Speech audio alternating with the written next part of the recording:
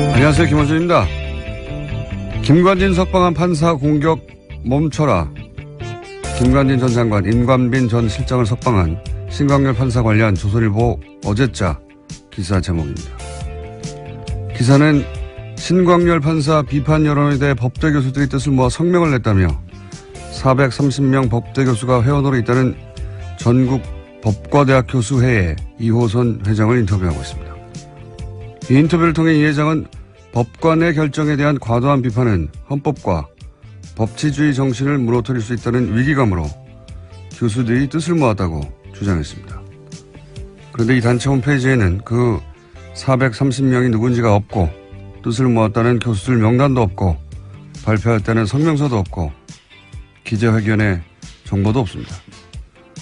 성명서도 기자회견도 없는데 성명 자체를 기자는 어떻게 한 거죠? 참여 교수들 명단도 없는데 뜻을 모았다는 건 어떻게 확인을 한 겁니까? 누가 언제 어디서 몇 명이 참여했는지 최소한의 정보도 없으면서 전국 법대 교수들이 뜻을 모았다고 기사를 쓰는 이유가 뭔가요? 제가 얘기해 볼까요? 신광열 판사의 석방이 그만큼 말이 안 되니까 그래서 비판 여론을 어떻게든 물타기 해보려고 도둑이 재발이 저린 거 그거 아닙니까? 김원준 생각이었습니다.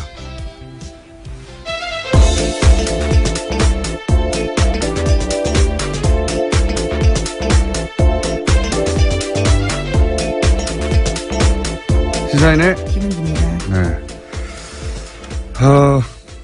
오늘 첫 뉴스는 다 이제 북한 미사일로 모든 매체가 도배가 됐겠지만 저는 아닙니다. 저는 어제 이어서 이 전국 법과대학 교수회의 이야기를 좀 더 해야 되겠어요. 예. 어제 좀 이 단체가 어떤 단체인지 조사 좀 해보셨어요? 네, 어제 홈페이지가 다운되어 있어서요. 접속이 안 됐습니다. 계속해서. 접속자가 아마도 폭주해가지고, 예, 확인해 보려고 하는데, 홈페이지가 안 열린 걸로, 예. 근데 이제 폭주하기 전에 저는 다 봤거든요. 이미. 봤는데, 원래는 전국 법과 대학 교수, 회의가 아니라 명칭이 달랐는데 이게 명칭이 변경됐어요, 작년에. 그리고 작년 2월에 사단법인화 되고, 이제 현 회장이 현출됐어요. 어제 말씀드렸듯이 알림마당 공지는 한 6개. 자료도 한 10여 개 수준. 예. 거의 회장님 혼자 운영하는 홈페이지 아닌가. 그 정도 수준이었는데, 사무실도 본인 연구실이나 그 옆방인 것 같고요. 예. 앞으로 이제 서명했다는 명단이 혹시라도 나오면 일일이 다 확인해 볼 생각입니다. 근데 제가 이제 이 뉴스에 관심을 가진 이유가 뭐냐면 저는 이런 뉴스에 관심이 많아요. 이 프로세스를 보면, 이 성명 자체는 사실은 정체불명이에요. 예. 누가 참여했고, 언제 참여했고, 몇 명이, 그리고 뭐 어떤 내용으로, 어디서 기자회견을 했고, 뭐 이게 없어요. 아무것도. 없는데도 연합뉴스라고 하는 우리나라 최대 통신사 브랜드가 이걸 기사화하지 않습니까? 그러면서 권위를 가져요. 그렇지 않습니까? 그리고 나서 포털 메인에 하루 종일 걸어둬요. 이렇게 되면 어떤 개인이나 혹은 일부 주장이 이런 프로세스를 거치면서 권위가 부여돼서 전 국민을 상대로 여론전을 할 수 있게 되는 거 아닙니까? 그런데 실제 여기에 동원된 사람들을 생각해 보면 그럴듯한 단체명, 그 단체 관계자 하나 둘, 언론사 기자 하나 둘, 언론사 편집 라인, 포털의 뉴스 에디터 한 6명, 7명만 그 프로세스 선상에 딱 있으면 마치 전국에 수많은 사람들, 수백 명의 사람들이 직접 나서서 공식적으로 성명을 내고 그걸 수백만의 사람들에게 뿌릴 수 있지 않습니까? 얼마나 효율적이에요. 예, 몇 명의 이야기를 몇백만에게 뿌린다는 게. 이명박 박근혜 시절 이렇게 정말 많이 했거든요. 이 전형적인 어떤 그 여론 후도의 프로세스가 돌아가는 걸 또다시 보게 되는 거죠, 지금. 예, 그래서 저는 이 뉴스가 어떻게 실린 건지 도대체, 어떤 과정을 거쳐서 이게 도대체 전국에 400명 이상 법대 교수에 나서서 이렇게, 공식적으로 선명을 낸 것처럼 기사가 됐는지 저는 앞으로 꼭 밝혀야 되겠습니다. 그래서 왜냐하면 이게 한 번이 아니라 이런 일이 너무 많았기 때문에 과거에 아직도 이런다는 거죠. 저는 이 뉴스에 관심이 많습니다. 자, 앞으로도 계속 관심을 가져야겠다고 해놓고 이제 북한 미사일 얘기해보죠. 네, 안보 관련된 뉴스가 오늘 가장 큰 뉴스 중에 하나인데요. 오늘 새벽 합동참모본부는 북한이 탄도미사일을 발사했다고 밝혔습니다. 오늘 오전 3시 17분 정도 평안남도 평성 일대에서 동해상으로 탄도미사일 한 발을 발사했다라는 건데요. 합참에 따르면 군은 오전 3시 23분에 북한의 탄도미사일 도발에 대응했습니다. 동해상으로 적 도발 원점까지의 거리를 고려해서 지해공 동시 탄착 개념을 적용한 미사일 합동 정밀 타격 훈련을 실시했다라고 합니다. 오랜만이네요. 네, 75일 만입니다. 예. 지난 9월 15일 날 중장기 거리 미사일 쏘았습니다. 제가 여기서 주목하는 거는 시간대가 이제 새벽 3시. 예, 이건 이제 미국 시간대를 타겟한 거거든요. 그리고 이게 일본을 넘어가지 않았어요. 기술적으로 그건 아무것도 아닌데 북한에는. 일본 별도를 넘어가지 않았다. 두 번째 주목 포인트는.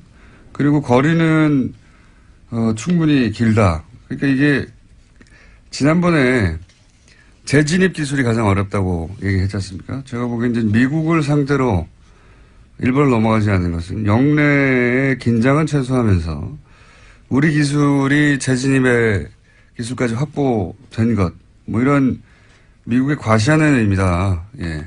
왜냐하면 북한이 원하는 건 이제 핵 보유국으로 인정하라는 걸 원하는 거니까요. 예.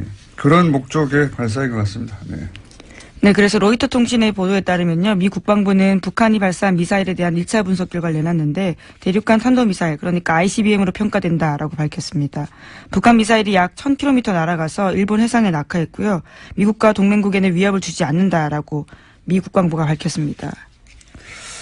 그러니까요. 예. 지금 영내 긴장을 최소화하면서 기술력은 보여주고 그리고 시간대를 볼 때 이 미국 보라고, 예, 미국의 반응을 얻어내기 위한, 그 관점에서 이제 미사일을 보시면 되는 거고요. 그 외에 여러 가지 이야기들은 다 대잡이죠. 예, 올해 내내 있었던. 자, 트럼프는 또 강력하게 얘기하겠죠. 네. 네, 트위터를 주목해야 될 것 같은데요. 우선 문재인 대통령은 국가안전보장회의 전체회의를 소집했다라고 했습니다. 긴급하게 지시했는데요. 오늘 2차 보고, 그러니까 3시 24분에 보고를 받자마자 NSC 전체회의 소집을 지시했다라고 합니다. 네, 이것도 뭐 한 10번 정도 본 뉴스입니다. 이때까지. 네, 11번째 미사일 도발이라고 합니다. 네. 문재인 정부 출범 이후에요. 최근 6개월간 똑같은 패턴인데, 예, 그 중에 주목할 지점은 제가 말씀드린 시간대, 그 다음에, 북한 열도를 위로 지나가 태평양에 떨어진 게 아니다. 예, 이제 짧게 쐈다. 중요한 건 재진입 기술이다. 예. 그래서 이제는 기술을 거의 다 확보했다고 미국에 과시하는 그 관점에서 이제 보시면 되고요. 그 나머지는 뭐 동호 반복입니다. 자, 다음 뉴스는요. 네, 최윤수 전 국정원 2차장이 있습니다. 우병우 전 수석의 절친이라고 알려져 있는 인물인데요. 지난 26일에 검찰 조사를 받았는데 여기서 한 내용들이 일부 보도가 됐습니다. 최윤수 전 국정원 2차장이 추명호 전 국정원 국장의 우병우 전 민정수석 비선보고를 알았다라고 인정했다라는 보도인데요. 오늘 아침 경향신문이 보도했습니다. 최 전 차장 같은 경우에는 피의자 신문 과정에서 수사팀이 내민 관련 보고서를 보고 혐의를 일부 시인했다라고 하는 건데 추 전 국장이 정식 보고 라인을 거치지 않고 청와대에 직보하는 것을 사실상 묵인했다라는 겁니다. 이제 뉴스의 의미를 좀 전달해 줘야 되는데 항상 뉴스가 이런 사실관계 중심으로 나오니까 핵심이 뭐냐면 이제 최윤수 전 2차장이 우병우 전 수석의 절친으로 알려져 있거든요. 예, 검찰 시절부터. 그래서 우병우 전 수석의 권유로, 예, 2차장에 갔다라는 게 지금 정설이죠. 예, 본인이 싫다고 했는데 국정원의 우병우의 라인의 정점으로 이 최윤수 2차장을 국정원에 가라고 한 사람이 우병우 본인이고, 그러니까 직통 라인이다. 그래서 최순실 라인이라고는 추 국장도 그 아래에 있었던 거다. 실제로는 이 모든 국정원과의 그 내통 혹은 거래는 우병우와 최윤수 선상에 이루어진 거다. 이게 이제 검찰이 보는 시각이에요. 예. 실제로 이병우 당시 국정원장 같은 경우에는요, 관련 사실들을 알지 못했다라고 검찰은 확인했다라고 합니다. 그러니까 보고 행위가 이루어지는 것을 알지 못했다라는 거죠. 그러니까 이제 우병우의 국정원 라인, 직통 라인이 최윤수 이 차장이라고 이제 검찰은 보는 것이고 그 직통 라인이라는 것을 입증할 일부 진술을 얻었다 이런 내용입니다. 이렇게 되면 이제 뭐가 달라지냐면 우병우 전 수석이 국정원을 직통으로 이 사람과 거래하면서 이 차장과 거래하면서 불법적으로 뭐 감찰을 한다든가 정보를 빼낸다든가 혹은 뭐 그 감찰 얘기도 많았잖아요. 네, 그렇죠. 특별감찰관 같은 경우에는요, 불법 사찰했다라는 혐의들이 있는데요. 이석수 전 감찰관뿐만이 아니라 이광구 우리은행장, 그리고 김진선 전 평창 동계올림픽 조직위원장 등이 이름을 올렸습니다. 이석수 전 감찰관 같은 경우에 우병우 전 수석의 개인 비리를 캐고 있으니까 국정원에 연락을 해가지고 거꾸로 이석수 감찰관의 비리를 캐라.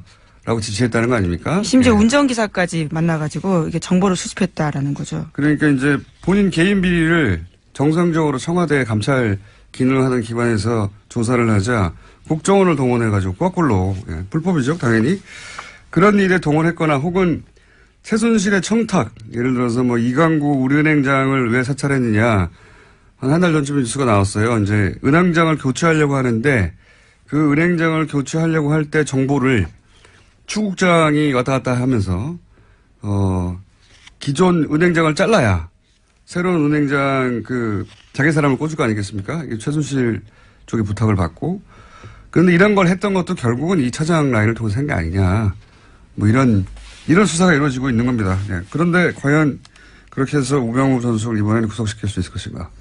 그건 모르겠어요. 네, 오늘 오전 10시에 예, 다시 피의자라 신분으로 불려 나와서요 조사받습니다. 그런 뉴스입니다. 예. 다음 뉴스는요? 네, 국정원이 2013년 검찰의 대선 개입 수사를 막으려고 원세훈 전 원장의 개인 비리를 들이밀었다라는 한겨레 신문에 오늘 아침 보도가 있습니다. 그러면서 댓글 사건 수사를 중단시켜야 한다라는 보고서를 작성했다라는 건데요. 그러니까 국정원은 검찰 수사가 한참 진행되던 2013년 4월 달에 수사 무마를 위한 하나의 전략을 짰다라고 합니다. 검찰도 체면이 있기 때문에 원전 원장을 구속되긴 해줘야 되는데 그것이 개인 비리여야 한다라는 건데요. 일종의 빅딜을 해야 된다라는 보고서 내용이 있다고 합니다. 국정원은 이런 곳이에요. 국정원장을 했던 사람 아닙니까? 그 사람인데도 국정원이 살려고 그러니까 국정원 댓글 수사는 하지 말고 그래도 이제 검찰이 이렇게 나섰는데 뭐 먹을 건 줘야 되지 않냐. 그러니까 개인 비리로 잡아가라. 이런 딜을 국정원이 기획해서 그러니까 국정원장 예를 들어서 개인 비리들 캐고 있던 걸 가지고 이거 줄 테니까 국정원이 관여된 댓글 공작은 놔주고 검찰에게 그냥 개인 비리로 구속시켜라. 그럼 니네 면도 살고. 네, 물론 그런 의사를 간접적으로 전달했는데 결과적으로 성사되지 않았다라고 해당 신문은 보도하고 있는데요. 소위 속죄한 카드라는 워딩이요. 보고서에 있다고 합니다. 이때 당시 최동욱 총장과 그다음 윤석열 수사팀장이요. 지검장 두 양반이 이런 걸 안 받은 거죠. 그래서 대신 그 두 양반이 날아간 거죠. 근데 국정원은 국정원장이었던 사람도 이렇게 써먹는 거죠. 쓰고 보내는 카드로. 국정원이 그런 곳입니다. 자, 다음 뉴스는요. 네, 2012년, 2013년 경찰의 국정원 댓글 사건 수사 당시에 수사 정보를 국정원 쪽에 흘려준 의혹을 받고 있는 김병찬 서울 용산경찰서장이 있습니다. 어제 검찰에 출석했는데요. 출석에 앞서서 취재진들과 만나서 이렇게 이야기했습니다. 자신이 당시에 국정원 관계자와 연락을 주고받은 건 사실이지만 다 업무상 필요에 의해서 통화한 거다라고 주장하고 있습니다. 이 뉴스의 핵심은 또 김용판 전 청장을 향한 수사라는 거죠. 이게 지금 김병찬 서울 용산경찰서장을 왜 갑자기 검찰에 출석시켰냐. 이거는 이제 똑같은 시기에 댓글 공작을 수사했던 경찰. 네, 서울청 수사 2계장이었습니다. 당시에요. 경찰의 그 당시 책임자 있던 김용판 전 청장이 무죄로 풀려났잖아요. 관련해가지고. 근데 지금 나오고 있는 이제 관련 보도들을 보면 당시 청와대 새누리 국정 경찰이 한 몸통으로 커넥션을 이뤄서 이 당시에 댓글 공작이 아무런 혐의가 없다라고 대선 직전에 발표한 것 사건 경찰과 국정원의 정치 개입이죠. 명백한 대선 개입. 이 수사를 다시 하겠다는 의지죠. 예. 그래서 지금 김병찬 서울 용산경찰서장이 출석해서 조사를 받는다. 타겟은 김용판 전 청장이다. 이렇게 보시면 되겠습니다. 김용판 전 청장 같은 경우에는 굉장히 유명한 저서가 있는데요. 우리가 모른다고 없는 것이 아니다라는 제목의 책이 있습니다. 자신의 치안 철학을 담았다라고 하는데요. 새삼스럽게 다시 그 책 제목이 생각날 때입니다. 아, 그런 책이 있어요? 예, 굉장히 자신은 자랑스러워하는 책인데요. 치안 철학을 담았다라고 합니다. 본인의 운명을 예언한 책일 수도 있겠네요. 예. 근데 이제 김용판 전 청장을 타겟으로 한다는 건 결국 또 이명박 전 대통령을 타겟으로 한다고 볼 수도 있습니다. 예. 다음 뉴스는요? 네, 어제 검찰이 김태효 전 청와대 대외전략비서관 사무실 등을 압수수색했습니다. 이명박 정부 시절 군 댓글부대 관련 등의 혐의인데요. 검찰 관계자는 의미 있는 자료를 일부 확보했다라고 밝혔습니다. 김 전 비서관은 김관진 전 국방부 장관이 이명박 전 대통령에게 사이버사 증언과 관련해서 보고하는 자리에 배석했고요. 이후에 실무회의도 했다라는 의혹을 받고 있습니다. 이것도 역시 이명박 전 대통령을 타겟으로 한 수사입니다. 그러니까 댓글 공작, 국정원 댓글 공작 혹은 사이버 사령부 댓글 공작, 이 공작을 이제 청와대에서 주도했는데 청와대 주도했던 실무회의의 총책 정도 해당되는 사람이 이 김태효 당시 비서관이거든요. 이 김태효 비서관이 김관진 전 국방장관이 이제 검찰에서 인정했잖아요.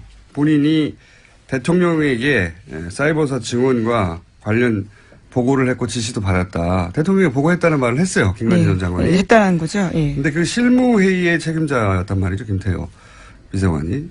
그러니까 지금 김관진, 임관빈 석방되니까 아예 다이렉트로 김태효 비서관 쪽으로 타겟을 바꾼 겁니다. 현재. 예. 그것도 역시 이명박 전 대통령을 타겟으로 하는 수사 진척이다. 자, 다음 뉴스는요? 네, 어제 국회 부의장인 자유한국당 심재철 의원의 발언이 논란이 되고 있습니다.